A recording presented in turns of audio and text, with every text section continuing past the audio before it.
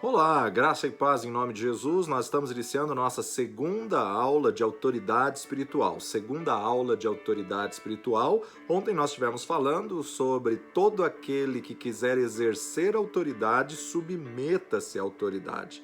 E a autoridade, na verdade, ela tem a sua esfera de atuação.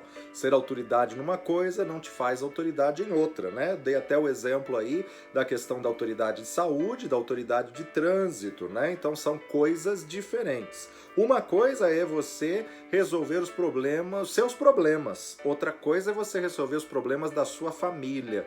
Outra coisa é você resolver os problemas do condomínio. Outra coisa é você resolver os problemas do bairro, ou do estado, ou da nação, né? Então são esferas diferentes e raios de atuação diferentes. Nós temos que entender que muitas pessoas vão ter chamados específicos, chamados para a família, chamados para a igreja local, chamados para o estado, chamados para a nação ou chamados transcultural. Isso é mais fácil a gente enxergar a nível de apóstolos, profetas e evangelistas, mas pastores e mestres também, né? Efésios 4, verso 10, 11, ele mesmo, quem? Jesus, deu uns para apóstolos, outros para profetas, outros para evangelistas, outros para pastores e mestres. O apóstolo dá o fundamento, a base, o alicerce, o profeta indica a direção, o evangelista vai na frente de todos, o pastor tem uma aliança com o rebanho e o mestre, na verdade, entra nos mínimos detalhes. Agora, vão existir apóstolos para as nações, apóstolos locais, regionais e vão existir apóstolos transculturais mundiais. Então, na verdade, nós temos que entender que há pessoas que vão ter chamados específicos, profetas para a nação, profetas para o estado, profetas para a família, profetas para a igreja local. Agora, nós temos que entender que a esfera de atuação lhe dá autoridade na tua esfera, lhe dá autoridade naquilo que você tem, na patente que você tem. Isso é muito importante nós entendermos, né? Existem pessoas que vão ter um chamado para um bairro específico, ele é autoridade naquele bairro, naquela região. Se cada um que tem esse chamado local cumprisse o seu chamado, a nação inteira seria alcançada, né? O reino de Deus, quando Jesus outorgou a grande comissão, ele deu uma ordem: ficar em Jerusalém até que do alto sejais revestidos de poder. E a partir do momento que eles receberam poder, mas recebereis poder que há de vir sobre vós e ser-me-eis testemunhas, tanto em Jerusalém como Judéia, Samaria e confins da terra. Então Jerusalém era a sua igreja local, Judéia mais abrangente, Samaria e confins da terra, abrangendo aí a nível mundial, né? Então o reino de Deus, ele quer tomar todas as nações e ir até os confins da terra. Convém que o reino seja estabelecido até os confins da terra. Então nós precisamos ampliar nossa visão acerca de autoridade, acerca de patente. Precisamos ampliar nossa visão, porque um menino nos nasceu, um filho se nos deu e o governo está sobre os seus ombros. Então o governo da igreja, apóstolo, profeta, evangelista, pastor e mestre, está sobre os ombros do corpo de Cristo. Então a importância de nós entendermos aí o tanto que esse corpo tem que ser abrangido, tem que ser alcançado, né? Agora, o Senhor te dá autoridade, poder dentro do teu chamado, te dá revestimento e autoridade. E o Senhor quer que o seu nível de autoridade, a sua visão se desenvolva, a sua visão se amplie, seja elevado, né? Então a importância de nós entendermos que a quem muito é dado, muito será cobrado. Então você tem que crescer, desenvolver, junto com o crescimento do corpo. A importância de entender que o preço que você paga serve para resolver aí aquilo que você foi chamado para fazer, a patente, o revestimento, a roupagem, a farda, né, daquilo que você foi chamado para fazer. Agora, além de nós termos aí 5 ministérios que a gente poderia chamar de 5 níveis de esfera de atuação, de 5 dimensões ou 5 departamentos, nós também vamos ter níveis diferentes, né? Níveis. Então, além de ter os 5 raios de atuação, você tem níveis níveis diferentes.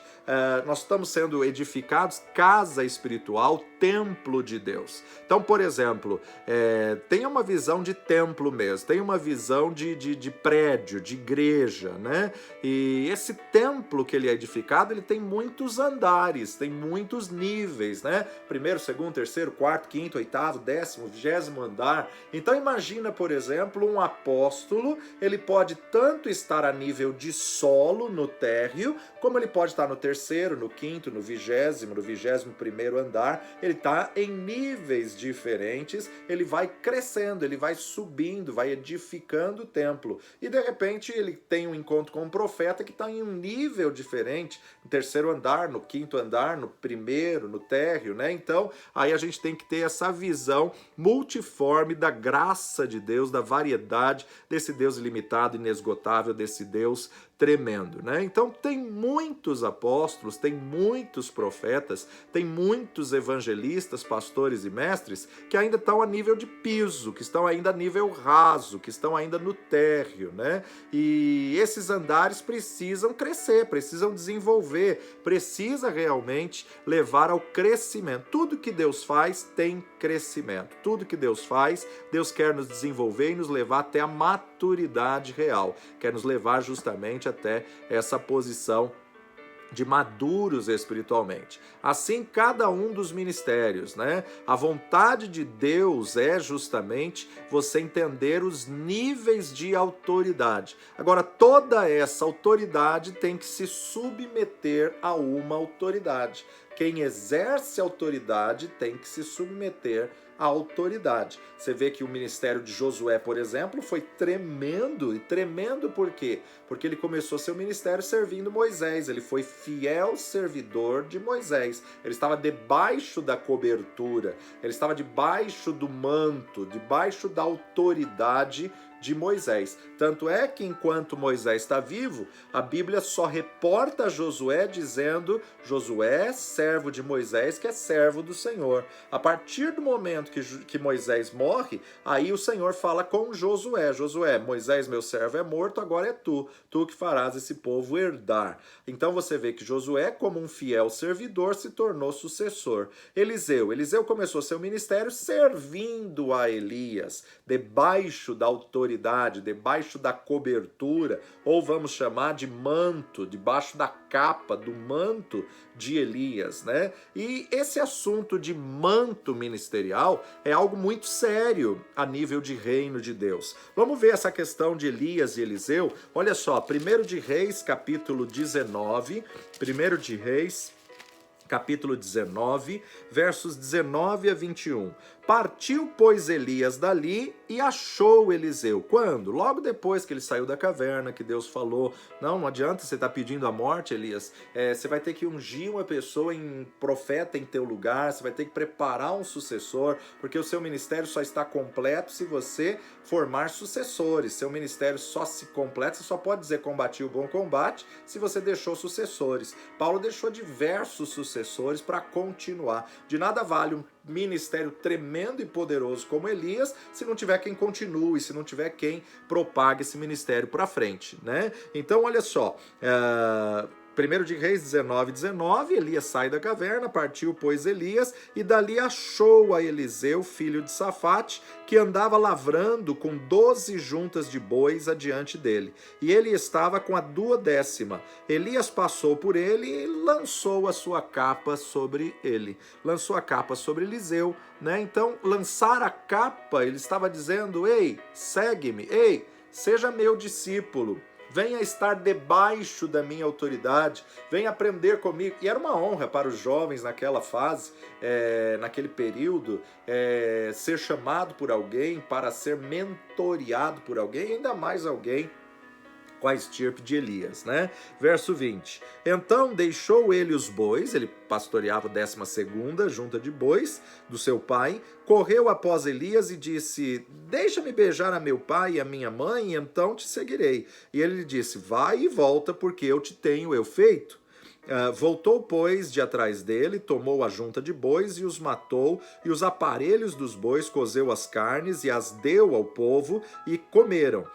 Então se levantou e seguia a Elias e o servia. Muito interessante esse chamado de Eliseu, porque a gente vê que primeiro ele quer honrar as pessoas que estão trabalhando com ele queima a junta de bois, ele faz um churrasco com aquilo que era a responsabilidade dele, a 12ª junta de bois, sacrificou todos, fez um churrasco, fez uma festa, agradeceu a todo mundo, honrou pai, honrou mãe, pegou a bênção do pai, a bênção da mãe, para poder seguir então Elias como um discípulo. Ele começa como um discípulo, um fiel servidor, e de discípulo então ele se torna sucessor. Mas o texto diz que ele seguiu Elias e o servia. Ele começa servindo Elias, e Elias tem aí um grande amigo, companheiro, um homem fiel que realmente reconhece a unção de Deus que havia nele.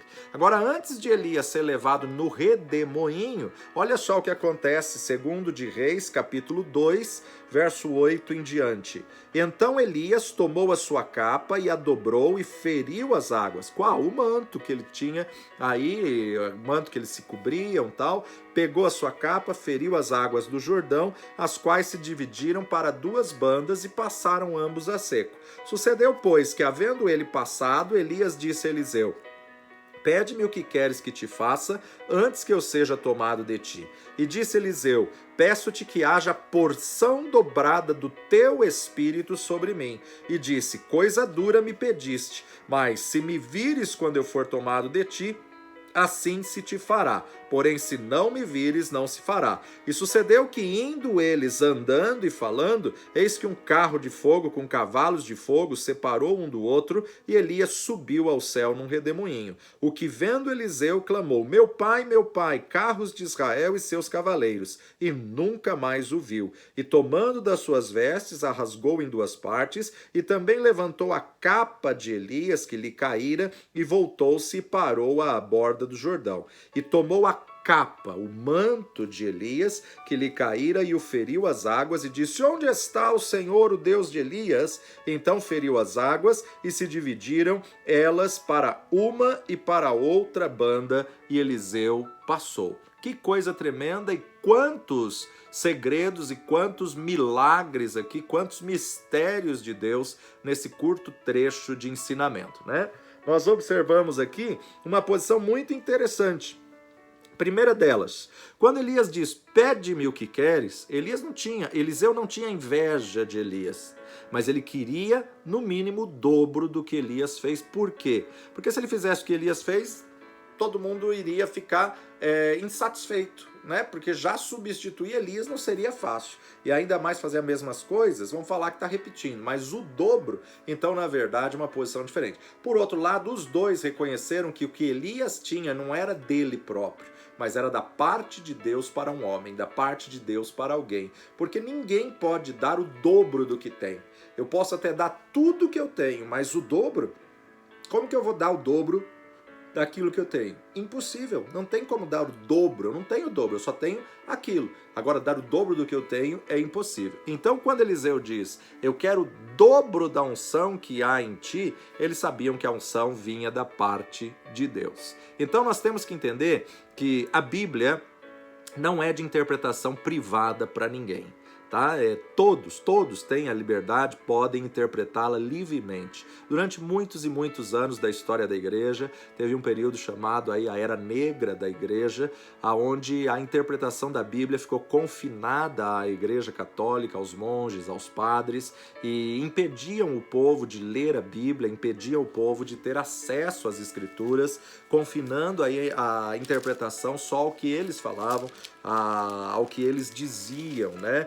Sem o povo ter o texto, não podia conferir se estava ou não na palavra de Deus. E, na verdade, essa não é a vontade de Deus. Olha só, segundo Pedro, capítulo 1, verso 20 e 21, nos diz assim: sabendo primeiramente isso, que nenhuma profecia da Escritura é de particular interpretação, porque a profecia nunca foi produzida por vontade de homem algum, mas homens santos de Deus falaram inspirados pelo Espírito Santo. A Bíblia não é de interpretação privada, não é confinada, não é monopólio de nenhuma denominação, nenhuma igreja, nenhum pastor, nenhum líder, nenhum apóstolo, nenhum bispo. A Bíblia está aí para todos, né? Então, as pessoas, na verdade, só recebiam as interpretações se os padres falassem, se os padres lessem aquele texto, e grande parte do período da história da igreja, vemos aí que as missas foram em latim, ninguém entendia o latim,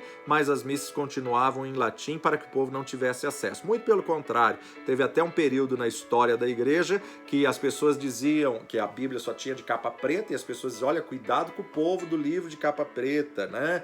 Cuidado com esse povo que anda com a capa preta debaixo do braço, não leia muito esse livro de capa preta, senão você pode ficar doido, senão você pode ficar maluco, tal. Durante a história da igreja a gente vai ver muitas coisas dessas acontecendo por causa dos ensinos errados, por causa das heresias, por causa aí das indulgências e tantas outras coisas que foi os desvios doutrinários, motivo pelo qual Lutero faz aí a grande reforma em 1517.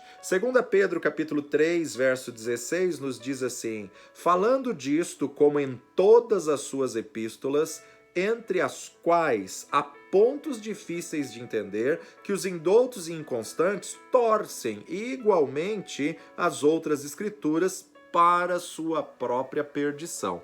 Então nós temos que tomar muito cuidado quando nós estamos interpretando um texto bíblico, nós temos a responsabilidade de interpretar da maneira correta, porque toda palavra ociosa que o homem der, dará conta dela no dia do juízo. Agora, uma grande verdade é toda heresia saiu de um texto bíblico mal interpretado. As grandes divisões do corpo de Cristo são doutrinárias, na forma em que se interpretam as escrituras. Então, interpretação é algo sério.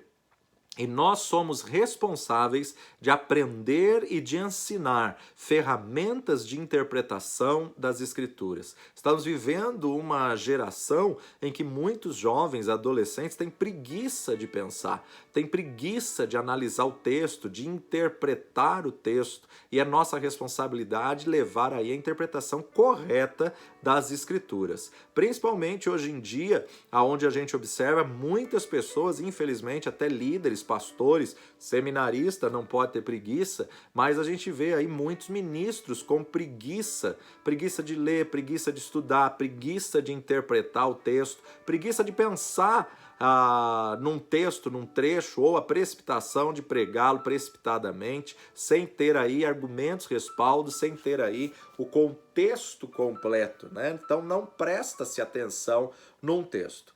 Por isso que hoje nós temos fome de ouvir a verdade, e um bom discurso com uma pessoa que tenha conteúdo realmente faz a diferença para aqueles que estão interessados na verdade da palavra de Deus. Tem muitas pessoas ensinando conforme a sua própria concupiscência, interpretando o texto mediante a sua visão e não segundo a visão do reino. Nenhum texto pode ser interpretado fora do contexto, temos que olhar a Bíblia como um todo, temos que olhar a Bíblia como a constituição do reino de Deus, e nenhum texto em si se contradiz. Então nós temos que discernir a verdadeira revelação e não forçar a interpretação de um texto. Temos que discernir a justificação que defende, na verdade, as verdades do reino e não as minhas convicções pessoais. Se quisermos autoridade espiritual, ela está na interpretação correta da palavra de Deus. Se não ministramos a palavra corretamente, podemos danificar uma geração. Podemos danificar um povo, um período. Um mal entendido, quando a pessoa não conhece a verdade e é passado como se fosse a verdade, isso é muito problemático. Pode levar aí décadas, séculos para se consertar um mal entendido. Por exemplo, os ensinos errados contra o ministério feminino. Por anos e anos e anos, a igreja ficou privada, o mundo ficou privado, pregando que a mulher não podia exercer ministério, que a mulher não podia ter pontos de autoridade dentro da igreja, por causa de um ensino errado, um ensino distorcido, que era uma situação cultural para a igreja de Corinto, que até então a mulher não tinha direito de entrar dentro da igreja, dentro da sinagoga, e Paulo defende o direito de colocar a mulher para dentro da sinagoga. Mas ela nunca entrou, então quando ela entrou, ela ficava questionando, o que é isso, o que é aquilo outro. E aí, então, naquele contexto, para a igreja de Corinto, para aquele momento, Paulo falou: a mulher esteja calada, se tiver dúvida, pergunte em casa para o seu marido. Isso não é doutrina, isso não é regra universal. Tanto é que, para ser doutrina, você tem que ter 2 ou 3 confirmações de textos bíblicos com autores diferentes em contextos e livros diferentes. Você não estabelece uma doutrina só porque apareceu uma vez na carta de Paulo aos Coríntios. Tanto é que não aparece em nenhuma outra carta de Paulo. Então isso não é doutrina. Mas quanto tempo, quantos anos, quantas mulheres ficaram privadas de exercer um chamado, exercer um ministério por causa da tradição de homens? Uma situação muito complicada, né? E hoje não adianta alguém levantar e pedir perdão dizendo: ah, tínhamos entendido errado. Tudo bem, até podemos perdoar, até perdoamos, mas quantas mulheres deixaram de exercer o seu chamado e alcançar vidas e mais vidas para o reino de Deus e por causa da tradição de homens? Assim também a questão de apostolado. Quantas pessoas se levantaram dizendo: não, apóstolo não existe, apóstolo acabou lá com os 12, né? Se não viu Jesus em carne e sangue, não é apóstolo. Peraí, isso são apóstolos do Cordeiro. Uma interpretação errada priva a igreja dos ministérios. E por anos e anos e anos, a igreja, pela tradição de homens, foi privada de apóstolos, de profetas, de evangelistas, ficou só com pastores que têm aliança com o corpo e foi privada até de mestre, né? Mestre é um professor, coloca na escola bíblica dominical. Evangelista não precisa, quem quiser venha para a igreja. Por muitos anos a igreja funcionou deficiente, com 80% deficiente, trabalhando apenas com 20%, que é o pastorado. Importante, necessário, mas não único. Então nós temos que entender a restauração dos 5 ministérios. Não precisamos de uma restauração apostólica, precisamos de uma restauração dos 5. Por quê? Quando a pessoa tem um chamado, ela tem autoridade naquele chamado. E a uns constituiu na igreja, primeiramente, apóstolos, depois profetas, né? Então, Efésios 4:11, ele mesmo concedeu uns para apóstolos, outros para profetas, outros para evangelistas, outros para pastores e outros para mestres. Quem tem o chamado de mestre vai ter autoridade espiritual para o ensino. Quem tem o chamado profético vai ter autoridade espiritual para profetizar. Então nós temos que ter uma visão ampla do reino, temos que ampliar a visão do reino e temos que ter o coração correto para interpretar as escrituras, conhecendo a verdade das escrituras, para que você possa realmente ter o todo e não apenas uma parte, né? Precisamos ter discernimento, precisamos interpretar debaixo da revelação do Espírito Santo a verdade da palavra de Deus. Até na questão aí de alimentação, né? Nós não comemos de tudo, nós temos que saber como comer, temos que saber o que é bom, o que não é, o que pode, o que não pode, onde é bom, onde não é, né? Temos que saber comer, temos que saber discernir, saber analisar, assim também a palavra de Deus, temos que saber discernir. Tem muitas pessoas que não crescem, não desenvolvem, não ampliam o conhecimento e ficam sempre naquela água, naquele leitinho, naquele básico, naquele raso. Peraí, Paulo mesmo disse: eu queria ministrar a vocês como espirituais, queria dar um alimento mais sólido, mas não pude, tive que dar o leite materno, né? Então, realmente aí ninguém aguenta ficar tomando leite materno a vida inteira. Então, precisa de um alimento mais sólido e devemos ser como os irmãos de Bereia, os irmãos bereanos, que quando receberam Paulo, queriam examinar tudo nas escrituras do que Paulo falava para saber se realmente condizia com a verdade. Isso é tremendo, isso é maravilhoso. Não podemos aceitar e engolir qualquer coisa de qualquer jeito, a despeito de quem esteja falando. Nós temos que provar na palavra de Deus, como os irmãos bereanos, temos que realmente ver se isso está na palavra. Os irmãos de Bereia queriam ver no Pentateuco, queriam ver na lei, tudo aquilo que Paulo estava falando, eles conferiam.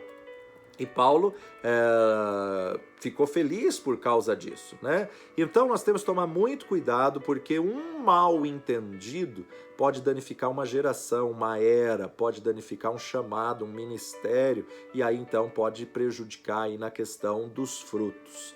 E por outro lado, temos que ser humildes o suficiente para corrigirmos algo que conhecíamos errado e aprendemos. Depois que aprendemos, vimos que ensinamos errado, temos que reconhecer, pedindo aí perdão e consertando os nossos erros, que pensávamos que não era assim e de repente, quando aprendemos, a verdade foi revelada. O nosso ministério só pode edificar quando as pessoas acreditam em nós. O nosso ministério só pode edificar quando você tem caráter, integridade, credibilidade.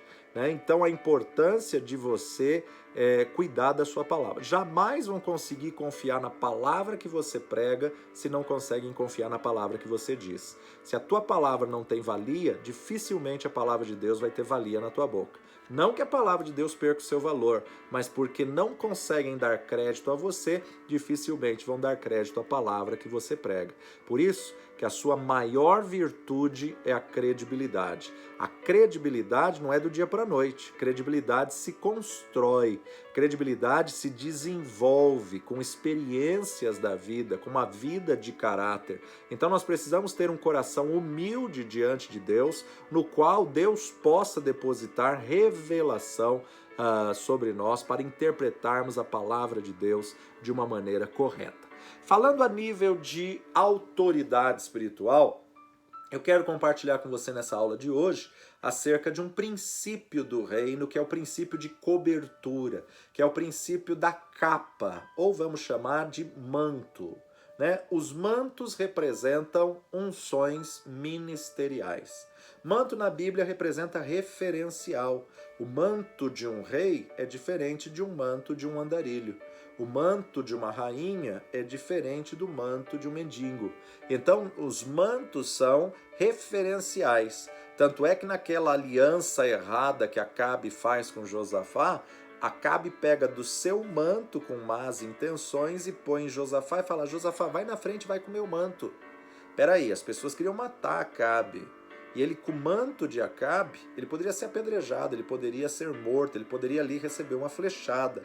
Mas a hora que Josafá entra na cidade, ele já entra gritando. Mesmo que ele estava com o manto de Acabe, ele já entra gritando: sou Josafá, sou Josafá, sou Josafá. E por causa disso que não mataram Josafá, porque na verdade queriam matar Acabe ali naquela batalha. Então os mantos, eles representam posicionamento, os mantos, eles representam referencial, os mantos, eles representam unção ministerial. Precisamos ter uma responsabilidade em ter um manto, porque o manto, a capa, a cobertura, ela determina o que se tem por debaixo. Então, sem manto, Jesus jamais subiria no jumentinho. Sem o manto, Jesus jamais se sentaria ao jumentinho. Terrível coisa é você tocar num manto sem respeito, sem reverência. E o manto é para os filhos, é para quem tem identificação. Os mantos na Bíblia, eles escondem um profundo segredo, um profundo mistério espiritual. Olha o que Paulo vai nos dizer em 1 Coríntios, capítulo 15, versículo 46 e 47. 15 e 46. Mas não é primeiro o espiritual, senão o animal, depois o espiritual. O primeiro homem da terra é terreno, o segundo homem, o Senhor, é do céu. Claro que Paulo estava falando numa visão ali daquele momento para diante e não do começo de todas as coisas. Porque é bem verdade que antes que o homem existisse, Deus já existia, ele é autoexistente, ninguém criou Deus. Ele é autoexistente de eternidade a eternidade, embora seja espírito, mas ele é real. Então aqui nessa visão de eternidade, é óbvio que o Espírito é primeiro. Deus já existia antes que o homem viesse a existir, só que Paulo está comparando o espiritual com o natural, ou seja, tudo funciona em paralelo. O reino funciona em paralelo. Os dois reinos, o espiritual e o material, funcionam em paralelo. Por isso que o diabo, ele copia o que Deus faz. O diabo não tem o poder de criação. O poder de criação é do nosso Deus. Nosso Deus é o Deus criador. Mas Satanás faz cópia. Só que a cópia que o diabo faz, na verdade, não tem poder. A cópia que Satanás faz não é original, é uma cópia. O que é original é o que Deus criou. O que Satanás fez, faz e fará não passa de uma cópia e uma cópia muito mal feita daquilo que Deus tem. Quem tem o original é o nosso Redentor. E quem tem o original tem a glória. Quem tem o original vence. Né? Lembra-se daquela situação de Moisés? Né? Moisés vai diante de Faraó e aí então o Senhor fala que iria fazer milagres, sinais através de Moisés, e o Senhor fala para Moisés pegar a vara, ele pega a vara e ele lança a vara na frente de Faraó e a vara é transformada em cobra. Os bruxos, os feiticeiros lá do Egito, do palácio de Faraó, copiaram os feiticeiros do Egito e imitaram o que Moisés fez. Também pegaram suas varas e falaram, é isso que você faz de sinais? E lançaram suas varas no chão e elas todas viraram cobra. E ali naquele momento, na verdade, eu creio que Moisés olhou para aquilo tudo surpreso, né? Mas o que foi mais interessante é que quem venceu foi o original. Quem venceu foi o nosso Deus Todo-Poderoso. Por quê? Porque a vara de Moisés engoliu todas as demais serpentes. A vara de Moisés se transformou em serpente e engoliu a serpente dos feiticeiros. Então, a cópia não tem poder. O que tem poder é o original. E o original só o nosso Deus tem. Nós temos que buscar o original, nós temos que buscar a essência. Porque tudo que é cópia não tem poder. E o diabo faz cópia. Aliás, tudo ele copia. Assim como tem a trindade divina, tem também a trindade satânica. Assim como tem os dons do Espírito, o diabo também tem as manifestações satânicas que ele copia para tentar iludir as pessoas, para tentar enganar as pessoas, para... Cada dom do Espírito tem uma imitação. Os dons de revelação, Satanás vai copiar com a manifestação de adivinhação. Revelação e adivinhação. E assim por diante. Assim como tem os 5 ministérios como dons ministeriais, apóstolo, profeta, evangelista, pastor e mestre, Satanás também tem seus agentes e 5 ministérios diferentes. Então, o poder nunca vai estar na cópia. O poder sempre vai estar no original.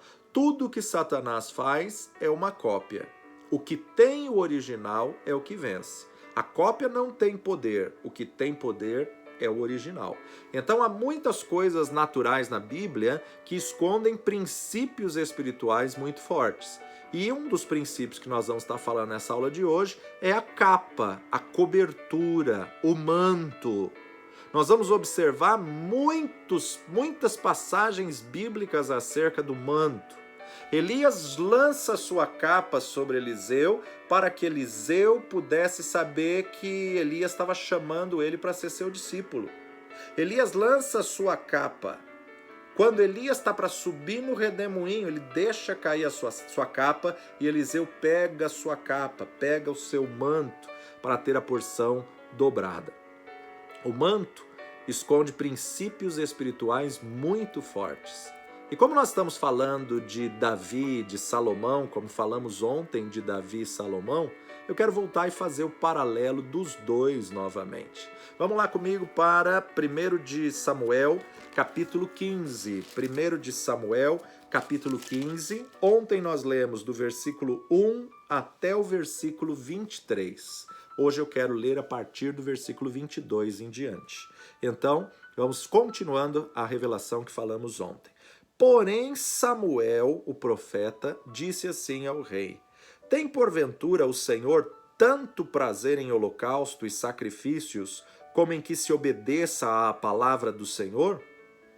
Eis que o obedecer é melhor do que o sacrificar, e o atender é melhor do que gordura de carneiros. Porque a rebelião é como pecado de feitiçaria, e o porfiar é como iniquidade e idolatria. Porquanto tu rejeitastes a palavra do Senhor, ele também te rejeitou a ti, para que não sejas rei. Nós vamos ver aqui os paralelos, tá? A história vai piorar e piorar muito daqui para frente. Então, adivinhação é a cópia do dom da revelação. Saul quis fazer ofícios sacerdotais, Saul, na verdade, desobedeceu a Deus, Deus mandou matar, exterminar todos os amalequitas, estava num período de lei, olho por olho, dente por dente. Saul teve a oportunidade de fazer cumprir a palavra profética de Josué séculos atrás, mas ele poupou o melhor para si. E aqui então o profeta vira para ele e fala: eis que o obedecer é melhor do que o sacrificar. Se você tivesse obedecido, teria sido muito melhor. Mas porque você se rebelou, a rebelião é como pecado de feitiçaria. A rebelião é como encantamentos. Olha só, Provérbios capítulo 3, Salomão vai nos dizer algo muito interessante. Provérbios 3, verso 7, Salomão diz assim: não seja sábio a teus próprios olhos, teme ao Senhor e aparta-te do mal. Tem muitas pessoas que têm um alto conceito de si mesmo, né? Que ele é sábio, que ele tem a verdade, ele tem a resposta. Não seja sábio em sua própria opinião. Sua opinião acerca de si, advogar em causa própria, não adianta. Toda pessoa obstinada, ela não aprende dos outros. Nenhuma pessoa que tenha o espírito obstinado, ele vai sentar para ouvir, ele vai sentar para aprender. E a pessoa que não senta para ouvir, não senta para aprender, que acha que já sabe todas as coisas, isso é idolatria, isso é ego. E na verdade nós precisamos ter um espírito ensinável. Quando Jesus disse bem-aventurados mansos, ele está dizendo bem-aventurados ensináveis. O que é o ensinável? Aquele que em toda situação aprende a aprender alguma coisa. Nem que for para aprender o que não deve fazer, mas ele sempre tem que extrair uma lição de aprendizado. Os obstinados não aprendem de outros, e isso é idolatria. A palavra de Deus nos diz que na comunhão o Senhor ordena a bênção. E o corpo de Cristo não é uma denominação só. O corpo de Cristo não é uma igreja local. Nós temos que estar em comunhão com o reino de Deus na terra. Precisamos estar em união com outros ministros, outros pastores, para poder aprender uns com os outros. Por quê? Porque Deus não vai dar revelação para uma pessoa só. Por isso que nós necessitamos estar juntos uns com os outros para aprender de outras pessoas. Agora veja só, 1 Samuel 15, a partir do verso 24. Então disse Saul, o rei, a Samuel, o profeta que o tinha consagrado a rei. Saul vai dizer: pequei, porquanto tenho transpassado o dito do Senhor e as tuas palavras, porque temi o povo e dei ouvidos à sua voz. Mentiroso ainda. Ele estava mentindo. Porque quem poupou, na verdade, os animais foi ele. Quem poupou as pessoas foi ele. Poupou o que lhe convinha, poupou o que ele queria. Agora, pois, profeta, agora, pois, Samuel, te rogo, perdoa-me o meu pecado, volta comigo para que adore ao Senhor, mentindo de novo. Que o propósito dele, a motivação de coração dele não era adorar o Senhor, era ficar bem na fita, era aparecer junto com Samuel para mostrar para a nação que estava tudo bem entre ele e Samuel.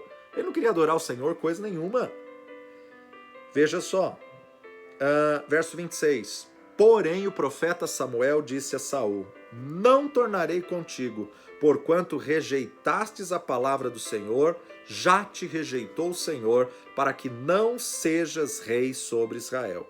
Virando-se Samuel para se ir, ele lhe pegou pela borda da capa do manto e a rasgou. Então Samuel lhe disse: o Senhor tem rasgado de ti hoje o reino de Israel e o tem dado ao teu próximo melhor do que tu.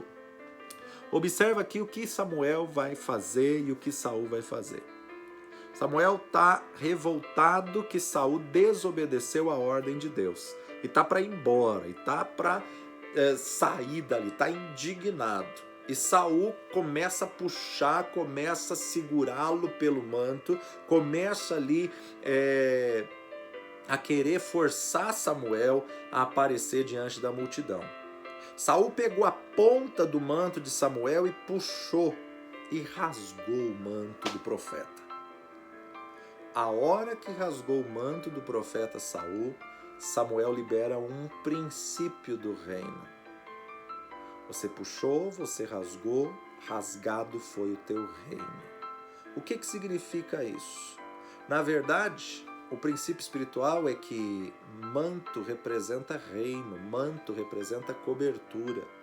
E Samuel aproveita aquela situação para profetizar e dizer: hoje o Senhor rasgou o teu reino de ti e tem dado a alguém melhor do que tu.